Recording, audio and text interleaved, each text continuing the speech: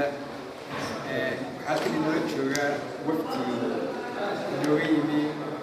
وكذا كشرملك وكسرة كقوان كحنو ككل السعودة وزارة سكاشة عمرك سفارة نيروبي iyo hay'adda horumarka oo ay xubintiyaasaka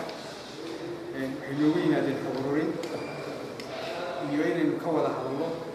sidii ay looga caawin lahaayeen khaasatan meelaha imaamuda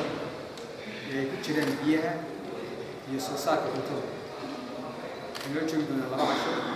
inta ay nala joogaan wasiirro badan bay la kulmi doonaan insha Allah inay kaliin iyo hay'adda biyaha inta way la kulmi doonaan waxaa jirta lacag